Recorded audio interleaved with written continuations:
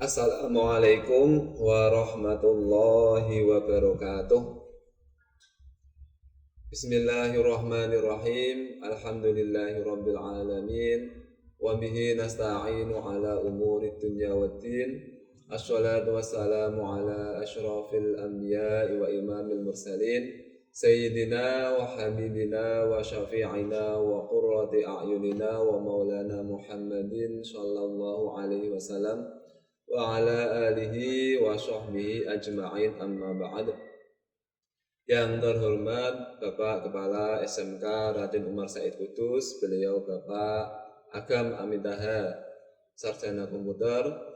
Yang kami hormati Bapak Ibu Wakil Kepala Sekolah, baik bidang kurikulum, sarana prasarana, bidang kesiswaan, dan bidang humas.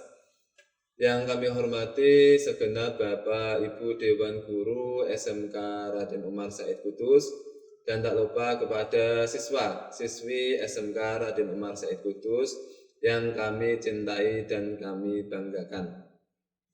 Pertama-tama marilah kita panjatkan puji syukur kehadirat Allah Subhanahu wa taala dengan mengucapkan bersama-sama Alhamdulillahi Rabbil Alamin. Karena berkat rahmat, hidayah serta inayahnya, kita semua dapat berkumpul dalam rangka tholabul ilmi di SMK Raden Umar Said Kudus dalam keadaan sehat walafiat, tak kurang suatu apapun. Salawat serta salam marilah kita haturkan kepada junjungan kita Nabi Agung Muhammad Sallallahu Alaihi Wasallam dengan mengucapkan Allahumma sholli ala Sayyidina Muhammad wa ala ali Sayyidina Muhammad. Dengan penuh harapan mudah-mudahan kelak di hari kiamat kita semuanya mendapatkan syafaat beliau, lebih-lebih syafaatul uzmah. Amin amin Allahumma amin. Bapak Ibu Guru yang kami hormati serta siswa-siswi SMK Raden Umar Said yang kami cintai dan kami banggakan, langsung saja dalam hari ini nanti Pak Ihsan ingin menyampaikan beberapa hal. Dalam tausiah ini nanti Pak Ihsan diberikan tema tentang hal-hal yang membatalkan puasa. Sebelum kita membahas mengenai hal-hal yang membatalkan puasa, Pak Ihsan memperingatkan kepada siswa-siswi SMK Raden Umar Said Kudus, mohon dalam bulan puasa Ramadan ini jangan sampai ada yang batal puasanya. Jangan sampai ada yang membatalkan puasa jika memang tidak ada udzur syar'i yang diperbolehkan membatalkan puasa. Misal sakit atau musafir atau dalam keadaan bepergian. Nah, itu nanti ada toleransi boleh berbuka atau meninggalkan puasa. Tapi jika tidak ada udzur syar'i, itu mohon semuanya bisa melaksanakan puasa. Karena apa? Orang yang meninggalkan puasa satu hari di bulan Ramadan tanpa ada udzur syar'i, tanpa ada alasan yang dibenarkan oleh syariat, maka orang tersebut misalnya mengqadha puasanya tadi, mengganti puasanya tadi selama 1 tahun, itu tidak akan bisa menggantikan puasa satu hari yang dia tinggalkan di bulan Ramadan tadi. Nah, itu kan eman-eman banget gitu. Makanya jangan sampai kita nanti meninggalkan puasa Ramadan jika memang tidak ada udzur syar'i.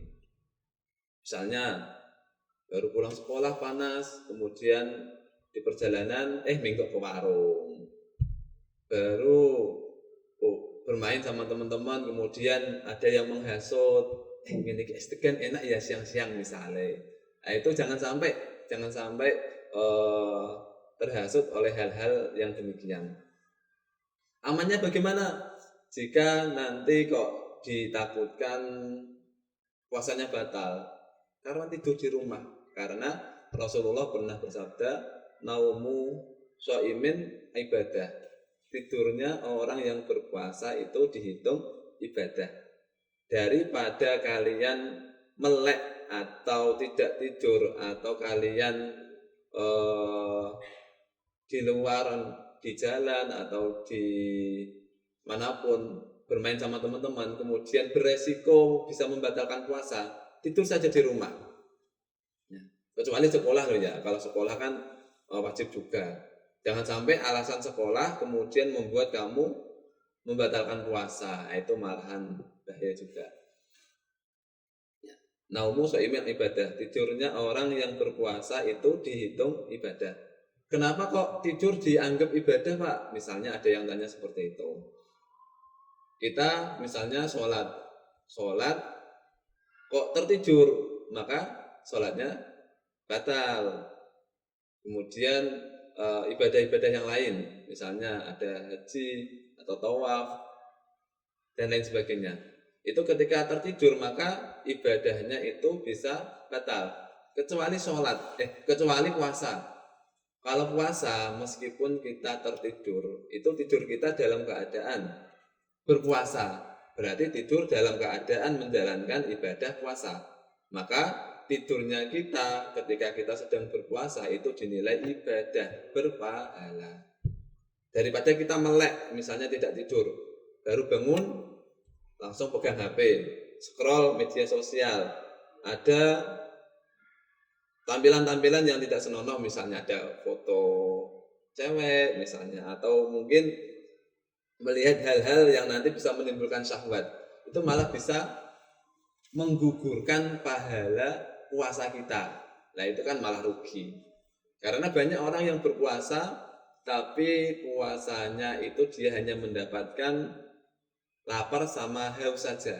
Yaitu orang yang berpuasa tapi masih melakukan perbuatan dosa.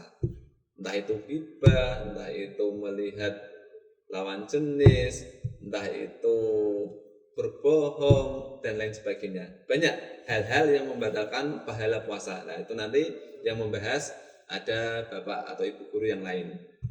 Nah, di sini Pak Ihsan nanti membahas tentang hal-hal yang membatalkan puasa.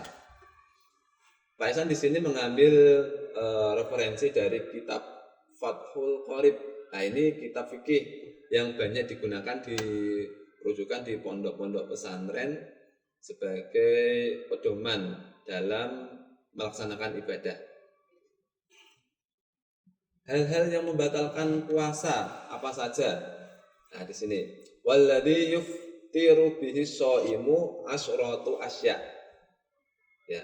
Ada 10 hal atau perkara yang bisa membatalkan puasa kita. Ahaduhuma wa thaniha ma wasala amdan ilal jauf al-munfatihi au ghairil munfatihi kal wusuli min ma munatin ila roksi. Yang pertama dan kedua adalah sesuatu yang masuk dengan sengaja ke dalam lubang badan yang terbuka atau tidak terbuka, seperti masuk ke dalam kepala dari luka yang tembus ke otak. Intinya gini, di dalam tubuh kita itu ada 7 lubang. Yang 2 lubang telinga, kanan sama kiri 2. Kemudian ada lubang hidung 2 juga, berarti sudah 4. Tambah 1 lubang mulut, nah berarti sudah 5. Ditambah lagi 2, yaitu kubul atau jalan depan, kemudian dubur atau jalan belakang kita. Nah, ke-7 lubang tadi jika kemasukan sesuatu, ya, baik berupa padat maupun cair, itu bisa membatalkan puasa kita. Contoh, telinga. Di saat puasa kita memasukkan sesuatu baik cair maupun padat tadi ke telinga kita. Bagian telinga yang dianggap dalam itu adalah yang tidak terlihat. Kalau yang masih terlihat ini berarti dia posisi masih di luar. Jadi misalnya telinga kita gatal, kemudian kita memasukkan seperti ini, itu masih ditoleransi, belum membatalkan puasa. Tapi ketika kita memasukkan sesuatu barang, katakanlah kita mau membersihkan kotoran kuping, istilahnya apa itu, curek atau apa itu, menggunakan alatnya apa itu namanya, katembat ya, sip. Itu berarti kan masuk sampai dalam. Ketika masuk sampai dalam itu berarti bisa membuat puasa kita batal. Itu untuk telinga. Kemudian hidung banyak kasus ya. Ketika kita puasa berenang kok hidungnya kemasukan air, jelas otomatis itu membatalkan puasa. Atau zamannya Covid dulu itu ada yang namanya swab, memasukkan alat yang masuk sampai dalam banget. Gini, yang membuat puasa kita batal masuk ke lubang hidung itu jika melewati batasan hidung yang keras ini. Ya. Di hidung itu ada tulang hidung. Ya. Itu jika barang atau benda tadi masuk melewati tulang hidung kita yang atas ini, itu bisa membatalkan puasa. Adapun jika masih di luar, misalnya kita puasa-puasa kok ngupil misalnya, itu masih belum membatalkan puasa. Nah, itu nggak apa-apa kalau ngupil. Tapi kalau ngupilnya kok jadinya karena kecil kemudian sampai masuk ke batang hidung kita yang tulang yang keras ini, maka itu bisa membatalkan puasa kita. Nah, itu yang pertama sama yang kedua. Kemudian lubang berikutnya, lubang mulut tadi. Lubang mulut. Sikat gigi, Pak, apakah membatalkan puasa? Tidak. Jadi yang dimaksud membatalkan puasa itu nanti ketika kita memasukkan sesuatu baik cair maupun padat sampai melewati tenggorokan. Jadi kalau masih di sekitar mulut itu masih tidak membatalkan puasa. Tapi kalau sudah sampai melewati tenggorokan, ya itu bisa membatalkan puasa.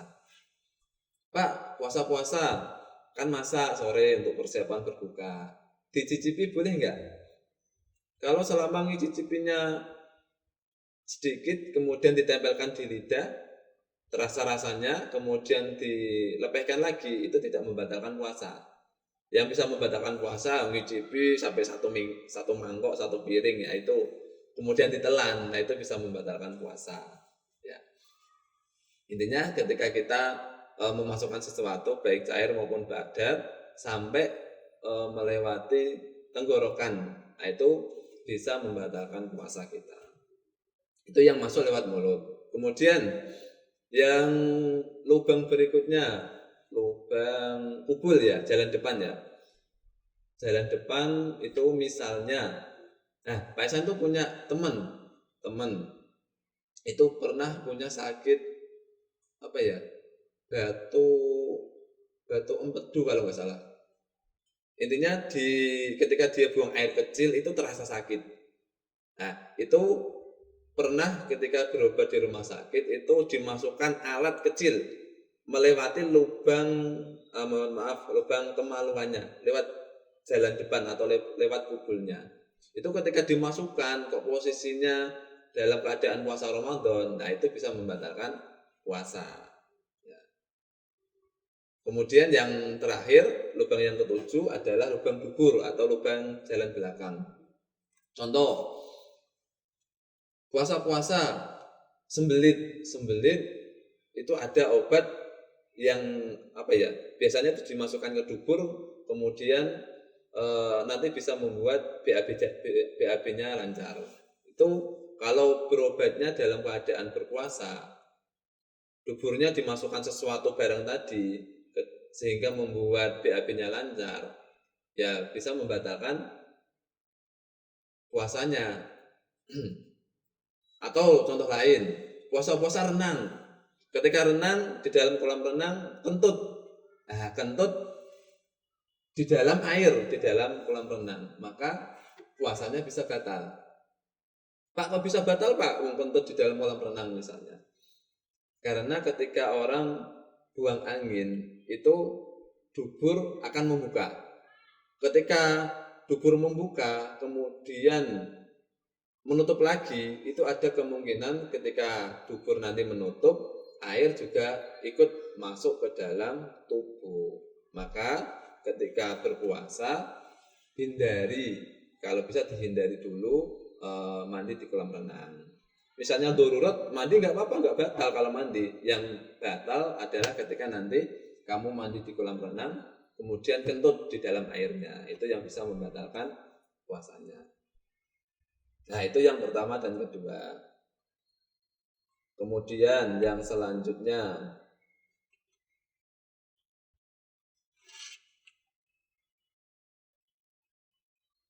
wal muradu imsakus syaimi an wusuli ainin ila ma yusamma jaufan.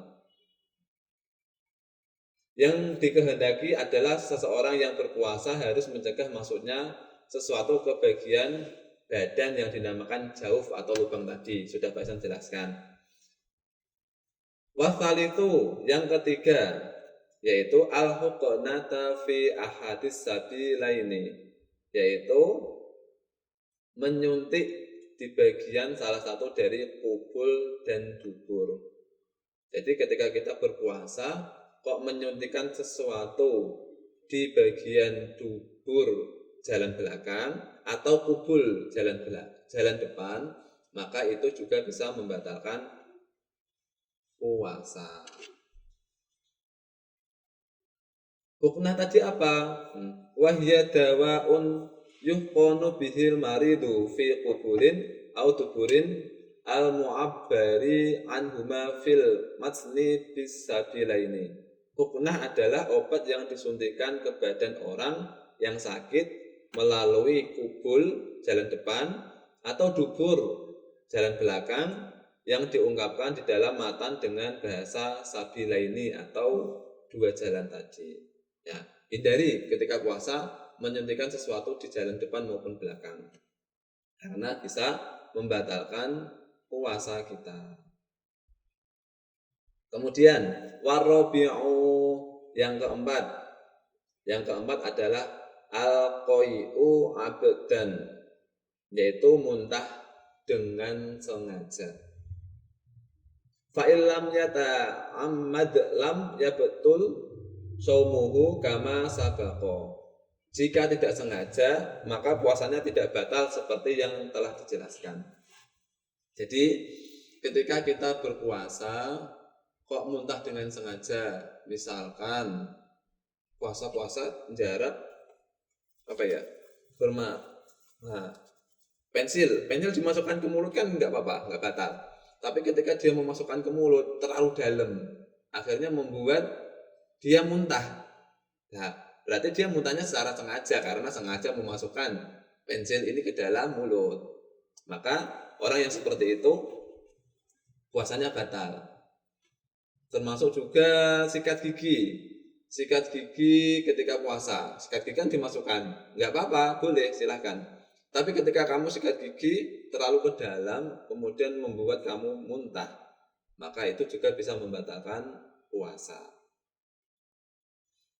Ya, jika tidak sengaja, Pak, tidak sengaja misalnya kamu dalam bulan Ramadan ini melakukan perjalanan, kemudian ketika naik mobil atau kendaraan itu tanpa disengaja kamu muntah karena mabuk perjalanan, maka itu tidak membatalkan puasa karena muntahnya tidak disengaja. Kemudian yang selanjutnya yaitu wal khamisu yang kelima, al wad'u abdan fil farji, adalah wati dengan sengaja di bagian farji. Fala yuftiru shaimu bil jima'i nasiyan kama sabaqa. Maka puasa seseorang tidak batal sebab melakukan jima' dalam keadaan lupa seperti yang telah dijelaskan. Nah, ini yang kelima. Maksudnya adalah berhubungan badan. Jadi ketika seseorang berpuasa kemudian berhubungan dengan istrinya, maka puasanya bisa batal apabila berhubungannya itu di waktu subuh sampai maghrib, ya. Misal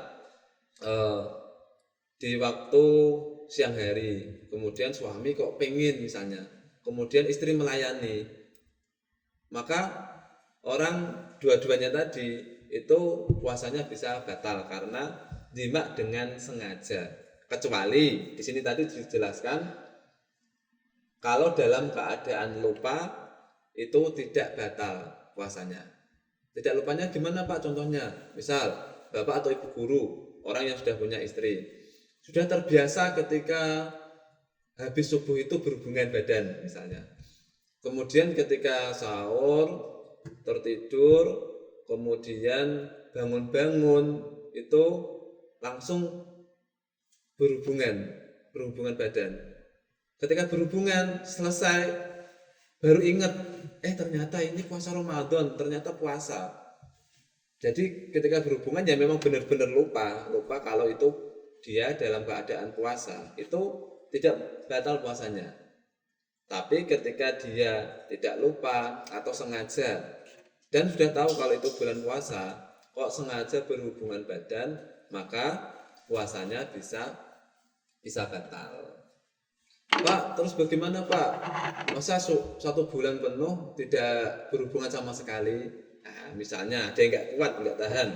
Ini Pak Yud biasanya, Pak Yud. Satu bulan kok nggak kuat Pak misalnya. Boleh ada waktu dari Allah. Allah memberikan waktu untuk melakukan hubungan tersebut, yaitu bisa dilaksanakan misalnya habis tarawih sholat kesel, kemudian sampai rumah kok pengen syahwat, kemudian istri minta untuk dilayani, itu diperbolehkan di malam hari.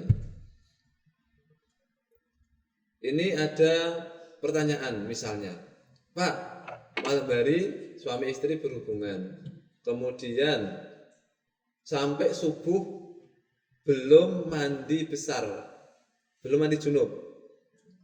Berarti kan ketika dia subuh itu masih dalam keadaan junub atau belum suci dari hadas besar. Apakah puasanya batal? Ya, jawabannya adalah tidak. Asalkan ketika dia tadi berhadas atau ketika berhubungan itu sebelum waktu subuh. Kalau sudah subuh, maka hukumnya haram berhubungan. Kok hadasnya atau mandi besarnya setelah waktu subuh, maka itu masih diperbolehkan. Nah, misalnya habis hubungan tertidur ketika bangun-bangun jam 5 pagi, berarti kan sudah melewati waktu subuh. Maka ketika bangun tadi, ya udah langsung mandi besar, kemudian sholat subuh saja, puasanya dilanjutkan. Itu masih aman, tidak apa-apa. Kemudian yang keenam, wasadisu al-inzalu, yaitu inzal. Apa itu inzal? Wahwa khurujul mani an mubasyaratin bila jima'in, yaitu keluar sperma sebab bersentuhan kulit dengan tanpa melakukan jima. Muharraman ka ikhrajihi biyadihi au ghaira muharramin ka ikhrajihi biyadi zaujatihi au jariyatihi. Baik keluar sperma tersebut diharamkan seperti mengeluarkan sperma dengan tangannya sendiri, atau istilahnya onani. Nah, atau tidak diharamkan seperti mengeluarkan sperma dengan tangan istri atau budak perempuannya. Jadi suami itu misalkan mengeluarkan spermanya dengan tangannya istri atau budak perempuan, itu halal, boleh selama tidak di bulan Ramadan. Tapi ketika di bulan Ramadan, meskipun itu tadi halal ya dengan tangan istrinya atau tangan budak perempuannya, itu ketika di bulan Ramadan hukumnya tetap haram atau tidak boleh karena bisa membatalkan puasa. Intinya ketika orang puasa mengeluarkan sperma dengan sengaja, maka puasanya bisa batal. wahtaraza bimubasyaratin an khurujil mani bihtilamin fala iftara bihi jazman. Dengan bahasa sebab bersentuhan kulit, musonef mengecualikannya keluarnya sperma sebab mimpi basah, maka secara pasti hal itu tidak bisa membatalkan puasa. Nah, misalkan kalau orang keluar sperma kok tidak disengaja, maka itu tidak batal. Misalkan siang hari kamu tidur, ketika tidur bermimpi, bangun-bangun basah, mimpi basah, maka itu tidak membatalkan puasa. Jadi ketika bangun tahu mimpi basah, langsung saja mandi besar kemudian melanjutkan puasa. Nah, itu tidak membatalkan kalau tidak disengaja. Kemudian yang selanjutnya wasabi'u, yaitu yang ketujuh, wasabi'u ila akhiril asyroti, yang ketujuh sampai yang ke-10, yaitu al-haidu wan nifasu wal jununu waridatu, yaitu haid, nifas, gila, dan murtad. Jadi yang nomor 7, 8, 9, 10 itu yang 7 haid, yang ke-8 nifas, yang ke-9 gila, dan yang ke-10 adalah murtad. Haid, puasa-puasa sampai jam 5 sore sudah berpuasa ini. Ternyata jam 5 lebih 30 menit sebentar lagi buka puasa, malah kedatangan haid lebih dahulu. Otomatis puasanya batal. Jangan sampai dilanjutkan. Jadi ketika kamu perempuan sudah 5:30 kemudian malah haid lebih dahulu, belum adzan maghrib, maka ya ketika 5:30 itu kamu batalkan puasanya. Jangan malah iman-iman masih beberapa menit lagi berbuka, saya lanjutkan sampai maghrib saja puasanya, tetap lanjut, itu malah nanti bisa berdosa. Jadi ketika ketahuan tahu kalau haid, keluar darah, langsung dibatalkan makan, minum, dan lain sebagainya. Yang ke-8 nifas, puasa-puasa ibu hamil ini, ketika puasa malah melahirkan di siang hari. Ya, di siang hari melahirkan, otomatis ketika setelah melahirkan biasanya keluar darah yang namanya nifas. Otomatis puasanya juga batal. Gila, puasa-puasa siang hari diputus pacarnya misalnya, setelah diputus dia kepikiran, kemudian stres, gila, maka ketika dia gila tadi itu bisa batal puasanya. Dan yang ke-10 adalah murtad, keluar dari agama Islam. Ya, ketika di bulan puasa siang hari dia tiba-tiba hidayahnya hilang atau terpengaruh temannya kemudian memutuskan untuk keluar dari agama Islam, maka otomatis puasanya juga akan batal. Nah, itu 10 hal yang membatalkan puasa. Kemudian Pak Ihsan di sini mau menambahkan sedikit tentang masalah-masalah yang sering terjadi dengan ibadah puasa kita.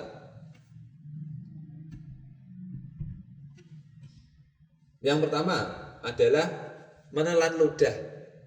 Ketika menelan ludah di bulan puasa, apakah puasanya batal?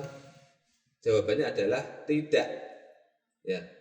Selama dengan 3 syarat. Selama lidah itu 1 murni, lidahnya murni. Yang kedua suci, ludahnya suci. Dan yang ketiga adalah ludah berada di dalam mulut. Jadi ketika ludahnya sudah di bibir, kok kamu masukkan lagi, kamu dilihat lagi, itu bisa membatalkan puasa. Pak, ludah yang bisa membatalkan puasa itu yang bagaimana? 1, ludah yang najis. Pak, ludah kok bisa najis? Bisa ketika kamu puasa, kemudian gigi kamu bengkak atau gusinya bengkak atau berdarah. Itu kan najis, darah, nanah itu kan najis. Kemudian kamu telan bersamaan dengan ludah kamu, atau ludahnya bercampur dengan nanah atau darah dari gusi kamu tadi, kemudian kamu telan. Nah, itu menelan ludah dalam kondisi najis seperti itu bisa membatalkan puasa. Ludah yang sudah tidak murni, ada enggak? Ada. Contoh, puasa sikat gigi, kan boleh, enggak apa-apa. Ketika sikat gigi kumurnya tidak bersih, kemudian kamu setelah sikat gigi menelan ludah, ternyata masih terasa ludah kamu itu ada mungkin rasa manisnya atau rasa dingin dan lain sebagainya. Intinya ludah tercampur sama pasta gigi yang tidak bersih ketika kamu berkumur tadi. Maka ludah kamu yang kamu telan itu bisa membatalkan puasa. Kemudian kasus lagi, ketika sahur makan atau minum teh atau kopi. Kemudian setelah makan minum itu tertidur, bangun-bangun sudah melewati waktu subuh. Ketika bangun tidur kemudian menelan ludah kok rasanya masih terasa kopi atau mungkin sirup atau teh dan lain sebagainya. Maka ludah itu sudah tidak murni, sudah tercampur makanan. Maka ketika kamu telan bisa membatalkan puasa.